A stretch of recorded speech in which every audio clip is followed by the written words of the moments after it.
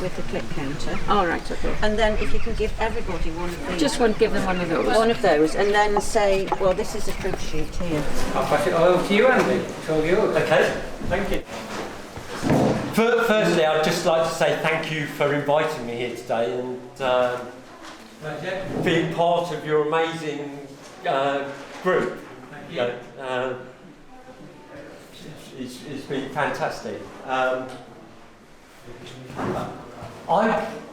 always, this is the first part of my talk, and what I normally do is talk about our growing, and then the second part of my talk is normally about all my herbs. So we grow.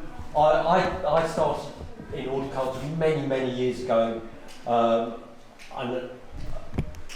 I went to eight nurseries after leaving college, and then in 1998 we moved down here to start our own nursery. So the nursery's been going many years now.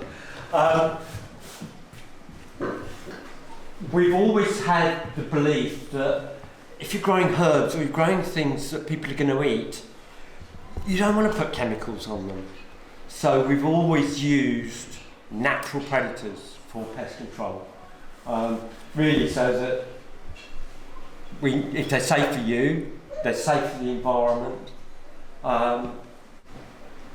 We grow everything on our nursery in Rhoshill. This is our prop bench on the right there, and then a weaning bench on the left. So that's a heated prop bench. And what we'll do, if you like your gardening, we always sow our seeds into plugs. And the best way to sow your seeds, get a razor shell and load the razor shell up with seeds and just dust the right amount into each plug. And then if you cover with, we cover vermiculite.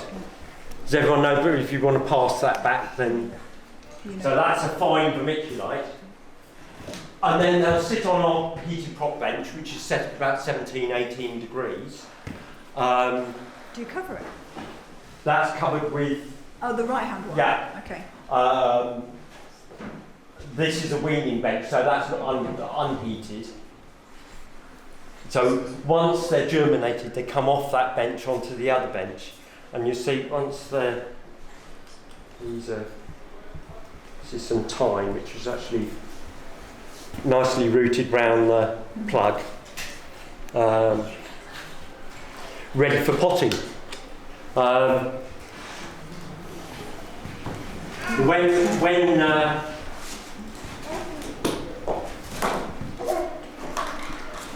When they're ready for potting, we use Melcourt potting compost, which is a peat-free potting compost. It's mainly composted bark with a little bit of coir in it. And if you like to pass that around, so it's totally peat-free. We do add a little bit of perlite to it, and we also add osmocote because it's quite key. Osmocote is slow release. It's quite key that the plants keep fed and healthy. It's not the yeast. One of my lockdown pastimes has been making bread. So I've learned to make bread by hand, which is, so I seem to end up with loads of these yeast packets, which is great. So we will also take cuttings. So these cuttings this is some apple mint. And they rooted in about 10 days. And again, they'd come on, so they're ready to go into a larger size pot now. Whenever I go to and do these talks, gentleman behind you with the glasses, I can't remember you. There's always compost follows me, so I'll pass that around. You can have a smell of your apple mint if you. Do you root them in a polytunnel or outside? The cuttings are rooted on that prop bench as well. We use the cuttings. What's that? It's a foil bench with a capillary matting on top. We are going to, when I was still at Ailey's, we used to do root shrub cuttings in what was termed a low tunnel. And we will be doing that again on you. So our problem has been we've never been open. So we sell at farmers markets and food festivals. So for the last 2 years, it's been a bit, bit frightening. But we bought a cottage with a couple of acres of ground, a field away from us, that has got good access, and we will be opening there eventually. And we're very much keeping it along the wildflower. We've got the meadows being cut using scythes last year. There's about 100 shrubs planted down the edge of the border so that people can actually see what is growing, what it's going to grow like. I've always felt, and the chemical pesticides should never be used. And if you don't use chemical pesticides, you will encourage the natural wildlife. I'll just shoot through this is our large polytunnel where they're grown on, which is side vented. Whoops. And then we've also got outside benches as well.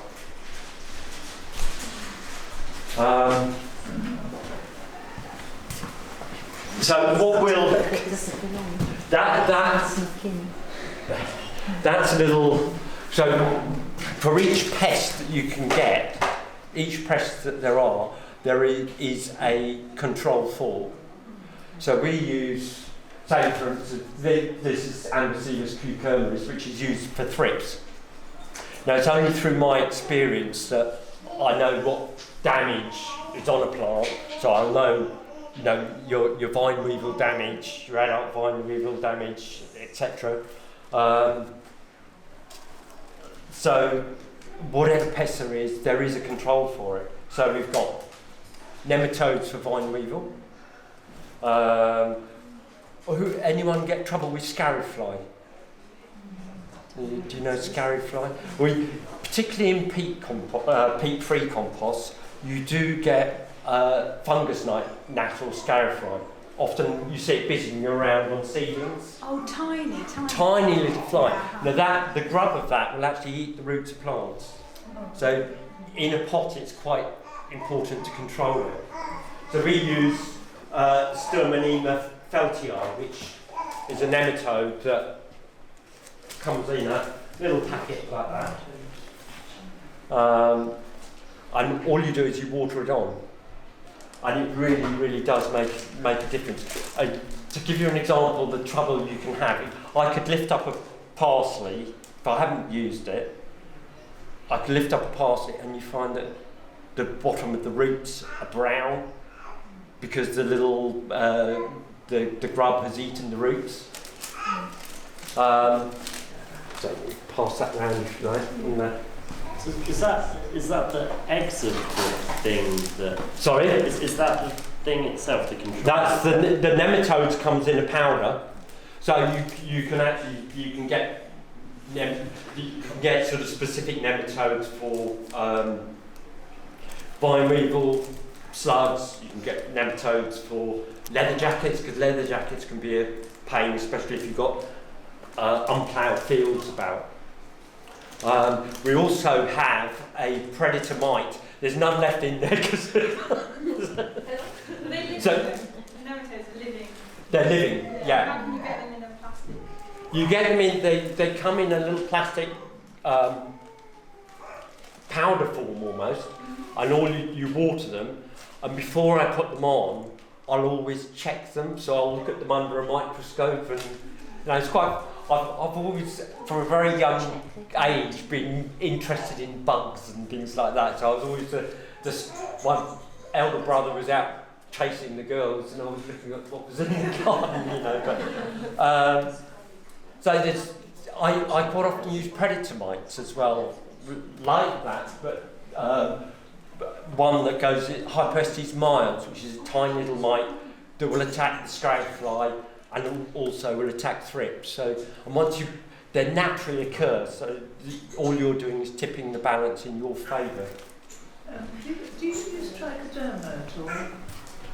No. No, you don't. No, So it's no. something that they use in a lot in there's somewhere else. Fungus. Yeah, so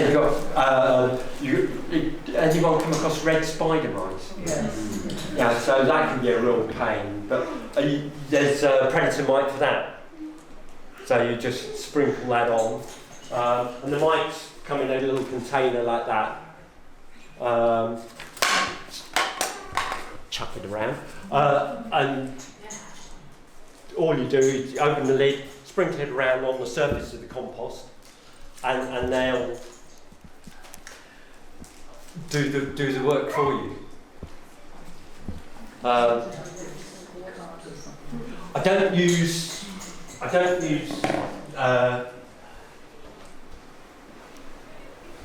for funguses and things like that. I don't use any chemicals either, but occasionally I might use food grade potassium bicarbonate, which if you use it with a wetter, all a wetter does is it just helps it cling to the foliage.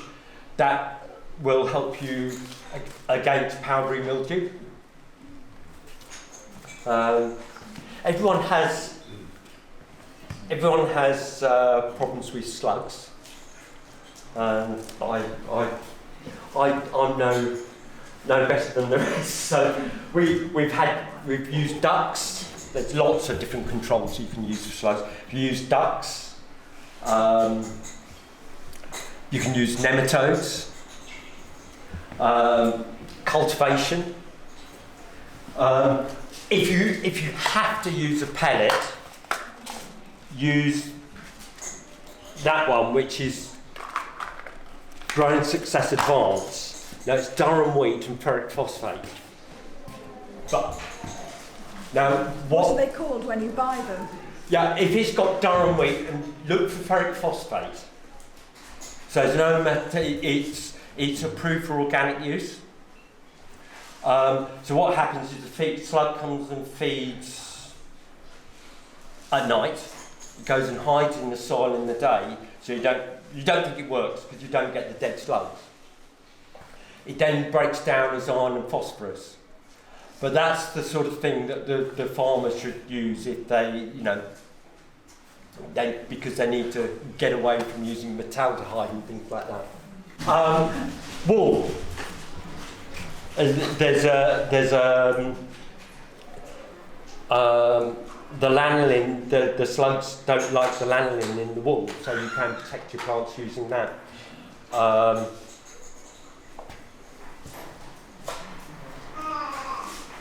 Copper tape and things like that. Yeah, you have to keep sanding that, don't you, though? You do, yeah, otherwise you look. I mean, what it's supposed to do is actually build up a charge. But and then if it starts going green, the charge is underneath and the slug doesn't get it. Yeah, does it? yeah.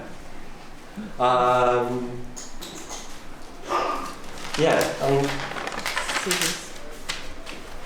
Well, the last thing on the slug side is my father did me a poem, because I've got this sort of passion for slugs, and the slugs can be a real pain. So if you'd like me to, I shall read this out. It's called Advice for Slugs, and this is the sort of real sort of green way. The much maligned and slithery slug is sometimes drawn to a frothy mug of amber nectar where he'll drown, perhaps happy as his form sinks down. While other slugs who are out to munch protected vegetables for lunch might find a barrier of salt or worse to prepare them for a hearse. My advice is this: meet your need by chewing in peace on any old weed, but avoid my lettuce, broccoli and beans, slide off, seek uncultivated greens. Understand? I found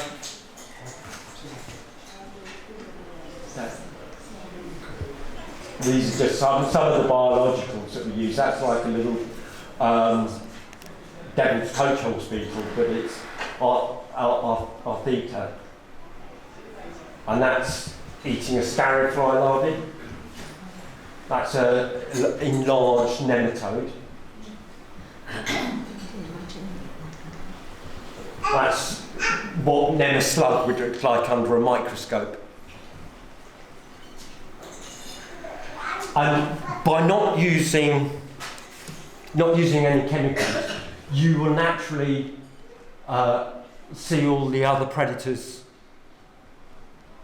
come in and do the work for you. So you're creating the right environment. And for the first time this year, I saw a lacewing landed on my shoulder in the polytunnel yesterday, which was fantastic. Is that the second one down over there? Yes, that's lacewing, and then Do they eat aphids? it's the juvenile there that on the right. Yeah. That's the lacewing larvae. Then you've got hoverfly. So all the little things you think they're a wasp, but they're there's Botanic Garden probably tell you how many sizes of hoverfly there are. But that's the juvenile of the hoverfly, and that one looks it's almost like a sort of cross between a slug and a caterpillar, but it just totally munches any aphids. Ladybirds we all know, but there's so many other predators that will come in and do the work for you.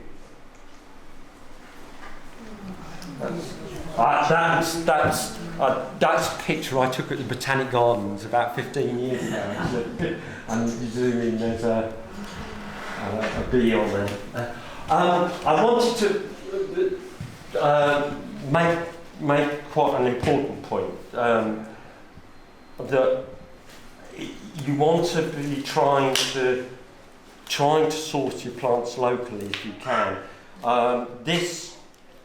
I've been in the industry since I was about 14, so I'm 60 now, so 46 years, so a long time. But part of my job at Ailits was quality control. So whenever I got my herbs, each pot is checked to make sure that it's a good plant and it's going to survive in your garden. So I look at every single, you'll see there's over 300 pots on there. So before I've come today, I've looked at the root of each one of those to make sure it's good and strong.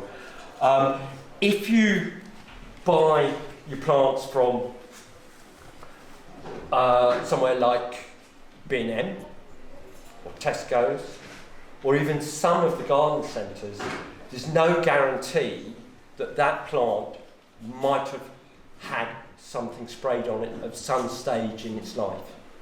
And this is what this is all about. It's about having something that you know is going to be safe for nature. There's also the point that they don't always, if I just pass the label around that. Anyone know what that is? Is it thyme? Yeah. It's actually labelled as winter savoury. I picked up at B&M. So somebody doesn't know what they're doing somewhere in that plant's lifetime. If you look also on the plant passport part of it, it's come from Italy. And how do you tell that? If you look at the last Barcode? on the top there, you've got the plant passport. Yeah. On the last bit, it's got the country and origin. IT? Yeah. So you want it to be preferably UK, and preferably just down the road. But So it's not. Is it winter savoury then? No, he said it's. It's time not winter that they- savoury, Oh, right. it's a time. Honestly. They It's mislabelled it. incorrectly labelled. Well, Yeah, and that's- they're not really concerned about being peat free or Yeah. the environment. They pretend they are, but they're not. You know, so. I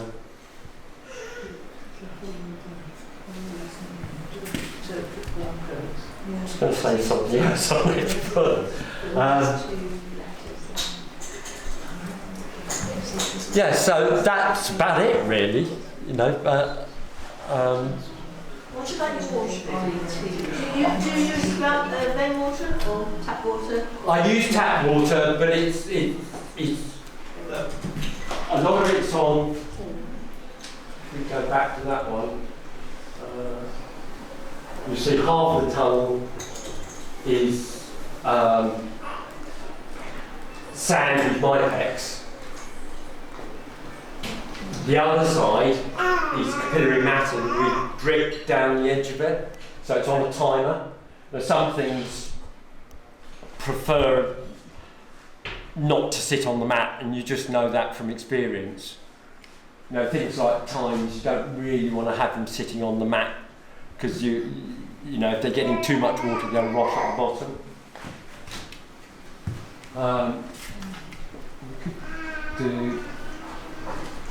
Have you any questions about biologicals or anything like that? I'm just wondering, the landlord of the place where I rent, and I've got a lovely garden there, is has got in somebody to inject the Japanese knotweed. Right. And he actually started spraying a bit just by my vegetable garden.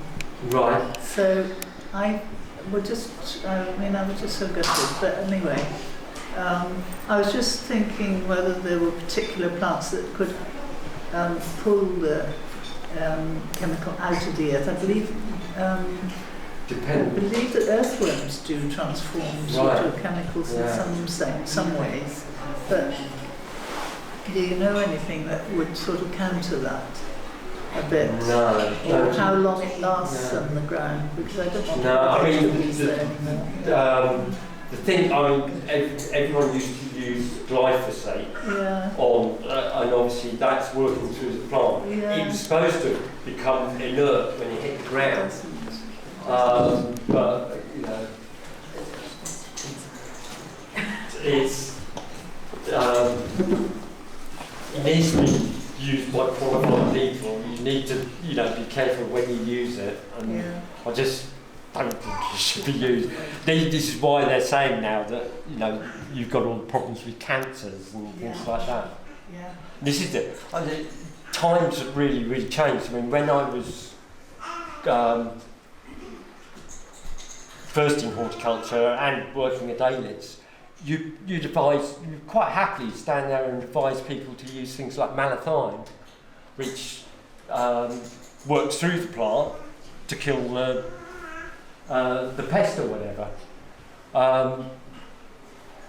And thankfully now that's banned, you know. So this whole thing is such a great step in the right direction to, you know. Now all the other thing is, when I was at Aylitz, it was very difficult to get biological controls, natural predators. Any of you can go online and get them now. And one of the companies we use is one called dragonfly.co.uk, but dragonfly with an I. And they're very reasonably priced as well for what you can do. Any other questions? Snails. I have more problem with snails than slugs. And how would you dispose them? Because the slug stuff doesn't always work on them. And then what? With the slugs, to be honest, we mainly use physical methods. So, you know, I mean, if it's snails, I'm being naughty because they go into the field next door, you know, but then you can throw a snail, but you can't. Yeah, I mean, slugs just go with us. We just, because you'll see the trays we grow. We'll lift up a tray and there'll be slugs, and I'll pick them off and I'll put them in the compost bin, because they'll still break down as part of the, you know, natural breakdown.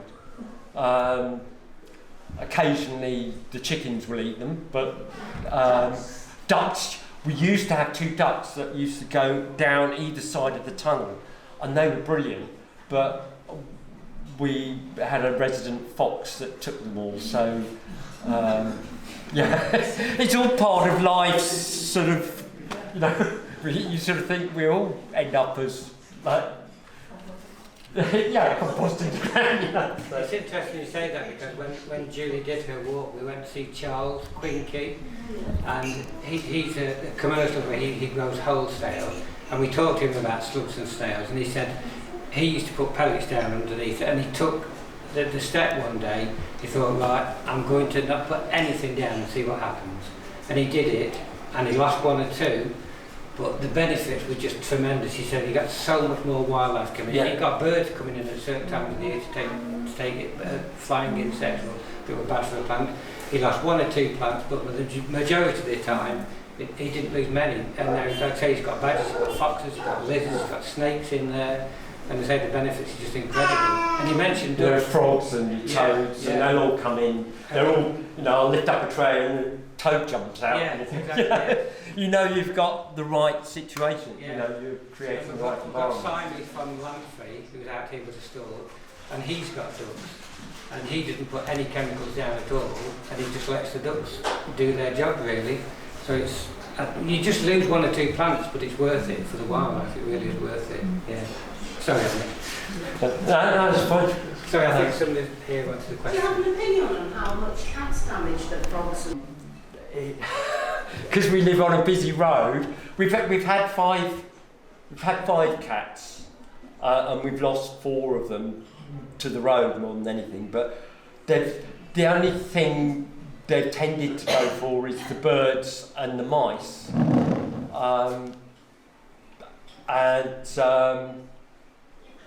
but it tended to be the female cat more than the male going for the birds. And we put a bell on her, and there wasn't a problem. The current cat isn't a problem at all, because we take him for a walk, so you know he has a little lead, because we don't want to lose him to the, and he's got used to doing that. So that's. Any other questions? I'm always quite happy to answer questions, and you know, when I'm on stall and things like that. And I've